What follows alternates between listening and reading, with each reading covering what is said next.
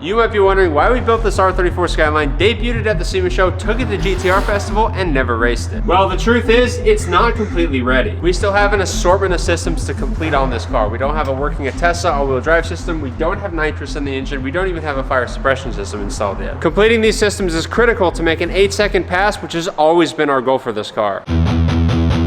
This nitrous system right here is going to bring our 1300 horsepower RB26 up to 1500 horsepower, helping us complete the 8-second pass. So we're going to be running a direct port injection system on our nitrous, which are these guys right here. So each one of these is going to go into its own intake runner on the intake manifold, and then we're going to use a distribution block right here to go from 1 nitrous line out to 6. That's what all these hard lines are going to be. We've got fittings to make it all fit. We've got our nitrous jets for sizing and power, and then of course we've got the rest of the system here to make it work. We've got nitrous solenoids, mounts, we've got lines that go from the nitrous bottles to the solenoids and make everything work. Step 1 is we got to get this intake manifold off. Here's the plan to get our Skyline on track. First, we're going to install the nitrous system. Second, we're going to install a fire suppression system in the car. Third, we're going to get our all-wheel drive AESA system working. Fourth, we're going to upgrade the oiling system. And finally, we're going to dial in the suspension. This intake manifold is what diverts the air into each specific cylinder in the engine. Now, on most aftermarket manifolds, you have these little aluminum pads on the underside, and that is for nitrous foggers. So we're going to drill a hole, tap this, and then we're going to put each one of these guys into each single cylinder, and that's what's going to give the engine nitrous.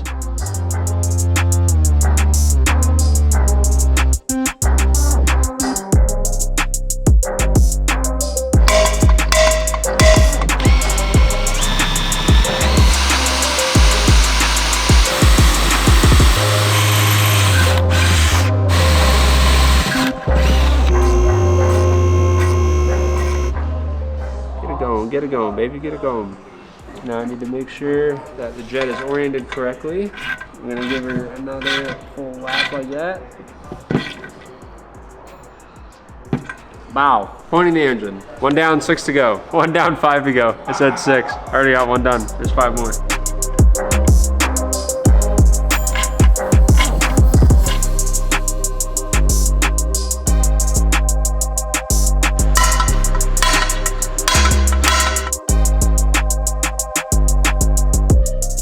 Foggers are installed, so now we're going to install our nitrous jets. That's what this guy is. The bigger the jet, the more nitrous will enter the engine. This is how you set up if it's like a 75 shot or a 150 shot or a 200 shot or a 300 shot. So we've got it set up for about a 250 shot. Now we're going to start plumbing our hard lines. So I've got one big roll and we're going to make them like this. All right, let's install these bad boys. So we've got our hard line here. I've got tube nuts on it, so this is literally just going to thread on, and of course the end is flared, so we're just going to get these on our foggers here. One end there, and then the other end is going to go onto our nitrous manifold. Get these all nice and tight. Once we have all 6, we're done.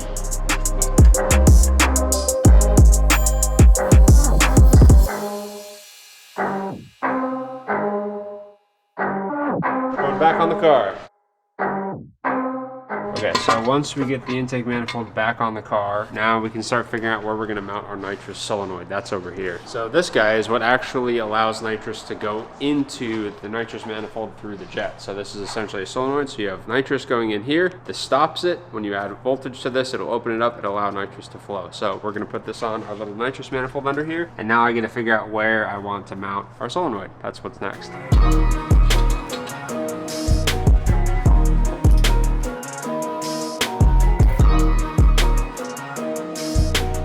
Nitrous solenoid, done, baby.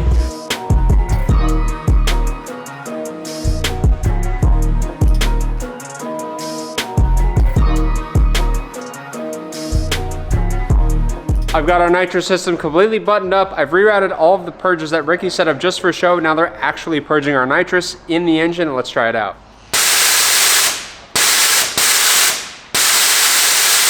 You guys aren't gonna believe this, but we are giving away our Mitsubishi Eclipse plus $20,000 cash, and the sweepstakes is live right now. Head on over to throtl.com. Every dollar you spend on car parts or merchandise such as this t-shirt is gonna give you an automatic entry to win our epic Mitsubishi Eclipse. This thing is fully built with a race engine, transmission, wide-bodied, forged wheels, Willwood brakes. The whole interior has been redone. It has nitrous, has a chassis mount wing. It is fully dialed. And we have 100 of these Jada Toys 1/24th scale Eclipses that the whole throtl team's gonna sign, and they will be available on the site. But when they're gone, they're gone. I mean, look at these things. They have movie cars, even the R34 that we recently built for the SEMA show. They even replicate cars like the RWB Porsches, old movie cars like the Batmobile, and these cool custom cars like this wicked HKS R34 here, the HKS FD. So many cool cars. On top of that, we have some really cool projects coming up with Jada Toys this year. So click the link in the video description down below and secure your autographed version of the Mitsubishi Eclipse today. Next up, we're gonna be installing this, which is a fire suppression system by Sparco. This is a complete kit. We've got sprayers, nozzles, we've got cables to run everything. All we have to do is install it in the car, and we've got aluminum hardline, put it all together. So what we're gonna do is start dropping these jets in the engine bay. We're gonna have one at the turbo, one at the back of the manifold, one kind of facing the intake manifold from the firewall, one directly facing the fuel system, and then another one down kind of where the fuel pumps and all that stuff are. And then we've got two for the driver. So one in the footwell, and this is gonna go in the passenger well ECU area. All we have to do is mount these guys with some safety wire, then run our aluminum lines, mount the tank, and then install our pole cables. Let's do it.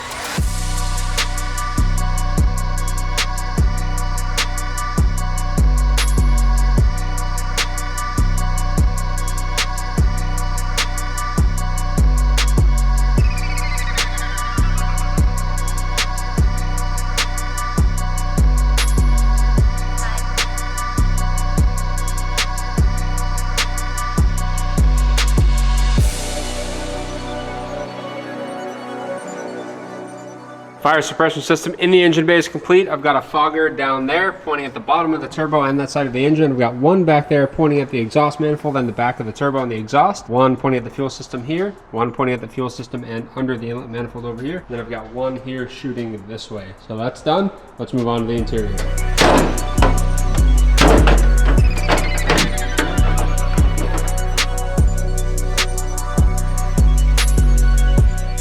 I've got the dashboard out. Now we're gonna run our two nozzles against the firewall right here. So I'm gonna have one pointing down, and then I'll have one over here facing the driver, shooting that way. Let's do it. All right, our interior nozzles are complete. Now we're gonna mount the fire extinguisher, and I think we're gonna put it right about here.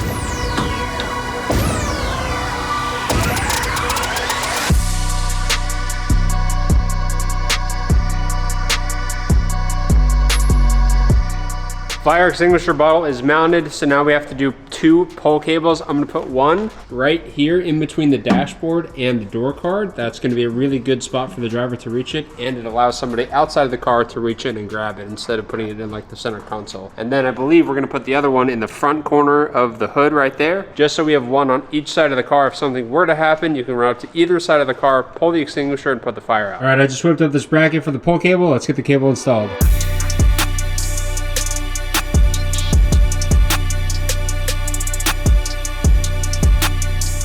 All right, all we have left is to attach our cables to the fire extinguisher themselves, run our cables in, get everything tight, and then the fire suppression system is done.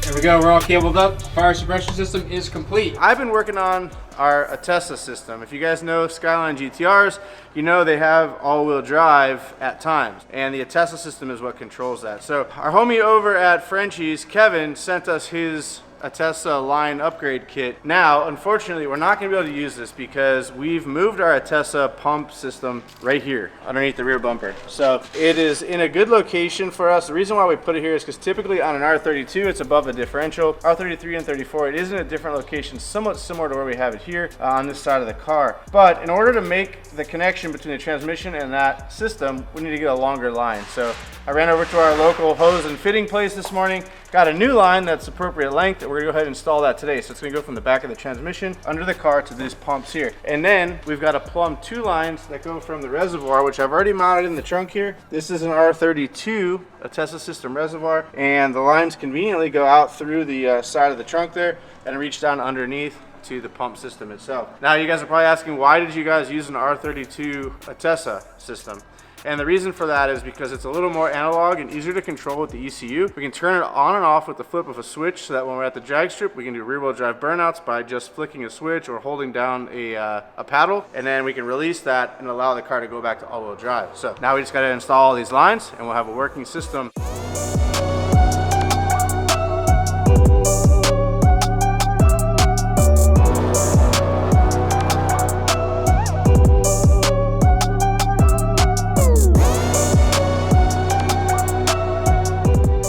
used a braided line down here, and this is a pressure line here that I got from the hydraulic store. So now we can put fluid in this guy, and we've got a complete system as soon as I put the line to the transmission.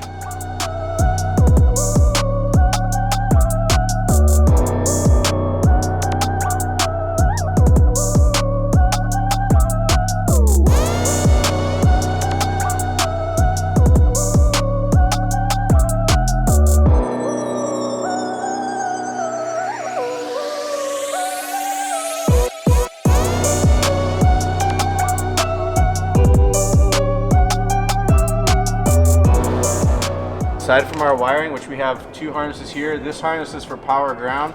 This harness is for the pressure sensor, which is here, and the actuator. And then we have one more little harness that is on the, this is the level sensor for the reservoir. So if it gets low level, it sends a reading to the, I guess it's to the ECU and to the dash to tell you that it's low. But what's cool is this stuff all comes pretty close together. And Rywire was smart enough to put a flying lead on our chassis harness for us. So basically he's gonna make a connector that goes in there. We're gonna run those wires over to here, probably above the top. That'll plug in there, and the other one will plug in here. AESA System complete, baby. Mickey asked me to help him weld up, what do you call this? A surge tank? Yeah. Basically for the crankcase ventilation. So we only need one of these, so we're gonna have you weld on 2-16s. So I'm gonna use my TIG skills, and we'll see if I can do a nice job.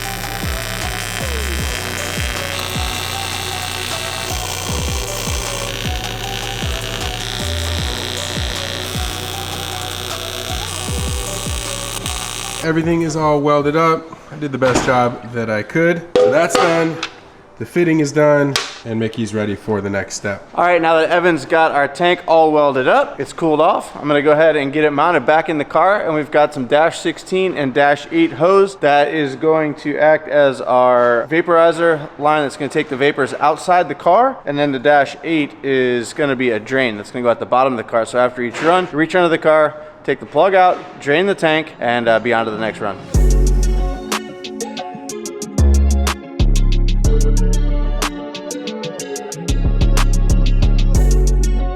Tank's back in place. We've got our cap on this side. We've got our -16 line with a 130-degree fitting running the -16 out the bottom of the car. And we have our 8 AN underneath. It's also going out the bottom of the car. All I need to do is put a wrench on this guy, tighten it up. We'll go underneath the car, get things shortened up and mounted, and the puke tank will be complete. Now it is time to upgrade our Clearview filter housing. The one we have is much too big, and this is also intended to be run with another remote mount oil filter, and we just honestly don't have the space in this engine bay for that. Luckily, Clearview makes a smaller filter housing, which is what we got here. This thing also comes with a remote oil pump, which is really cool, which means whenever we service the oil filter or take any oil lines off, all we have to do is put a drill on this, spin it, it will pull oil pressure and pull oil from the sump and pump it to the engine and get everything primed. So when we start this up, we always have good oil pressure. Let's get this thing installed.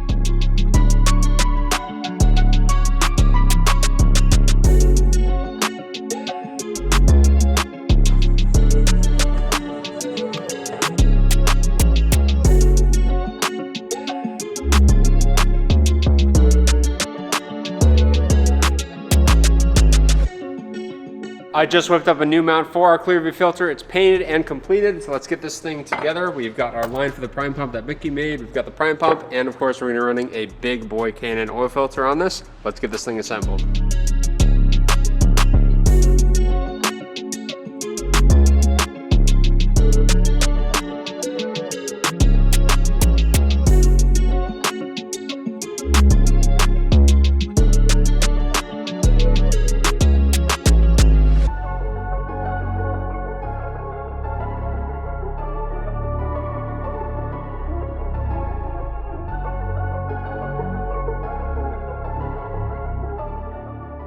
Our new Clearview is completely installed, and Brendan is going to be coming down. We need to shorten this oil line and then make an oil line for the primer, but other than that, it's completely finished. We've got good filtration on the engine now. Let's move on. So today I actually have Brendan from Dime PSI back down here. This was the duo right here that did the all-nighter to get this car plumbed so that we could make it to SEMA on time. Brendan came back because we've got a few lines we need to modify, but he brought his awesome touring van or sprinter van that he built out. Brendan has on board a full crimping tool so that you can make lines on the go. Cool, he just pulls up, and in these cabinets, he has fittings for days. These are his pro spec fittings. This is his new invention.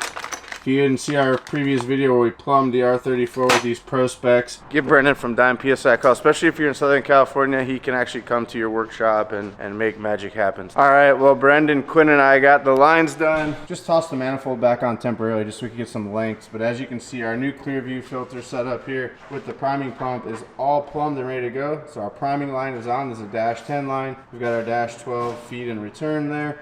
And Brendan also brought us our caps for our quick release connectors, which is pretty cool. So when the fuel rails are off, we can pop caps into the lines so that they don't leak fuel and no debris gets inside of them. So that's really cool. And he also left us with caps for all of these lines as well as our oil tank lines. So we are all dimed out now. This car, plumbing wise, is pretty much done. Oh, we made one more line for the bubbler tank as well because we had to modify that before SEMA. So now everything matches, which is awesome. We're big on the matchy around here. So now it's time to move on. That's done. We want to give Brendan a huge thank you for coming down pretty much a holiday day to help us get this complete so we can get this thing to the track as soon as possible. All right, Tanner from OC Mobile Alignment came down today to help us get the alignment set up for our R34 drag car. And because this is a drag car, it needs special specifications for the shock settings, the toe, and the alignment. And so he's already hooked up his scales here, which is cool that we get to see sort of where we're at with this because we were targeting 3,000 pounds for this build. Everything is basically based off of the numbers that this car puts together, like the weight, the horsepower, the RPM, all that stuff, including the tire wheel package that we have on here. It all works together to try to make a fast car. So today is going to be pretty telling. Already kind of looking over at the scale, and I think we did okay on the diet for the car. I think we're actually under where we wanted to be. Getting some tire pressure set now. I'm going to let Tanner do his thing.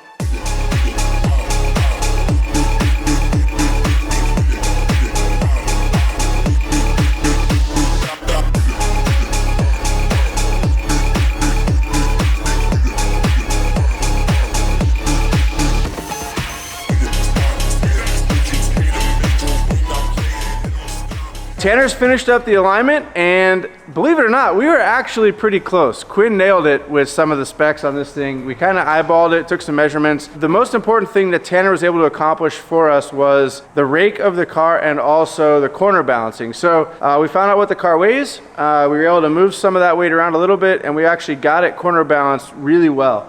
So now that he's done and gone, we can move on to the next project. Okay, I'm gonna be installing a jump terminal for our battery because sometimes when we do need to jump this, which is only happened once because Queen left the keys on. You know. You left the key on with the headlights on and then it drained the battery. When the dash is on, you can barely see the battery, and we do have a jump point right there, but we don't have a negative, so it's kind of hard to get it done. So we came up with a solution. Bam, right here. So we'll be able to jump the car from here. According to Quinn, he says the bumper stops here, so all of this is free space. Yeah, perfect. Perfect space for that, dude. Yeah, it's already semi-mounted. It's just barely bolted down. And then I'm gonna start running the wires from here to the alternator and then from there to the chassis for ground. And that should be perfect for us to jump the car or even charge the battery. Yeah, let's go. All right, so check this out. We have a positive cable and a negative cable. We have one coming from the alternator, which is attached to the starter, which is attached to the battery. And then we have a ground cable that's attached to the block of the engine, which is also goes straight to the battery. So from here, we're gonna attach both of these things like this. So pretty much gonna attach it, bolt them down, and then from there, I will be mounted here, and then we're done. It's that simple. Think about having a battery here and having the jump box here. You're literally going from there to here, and that's it, you're done. So very simple stuff to do, and it makes everything so much easier to get done.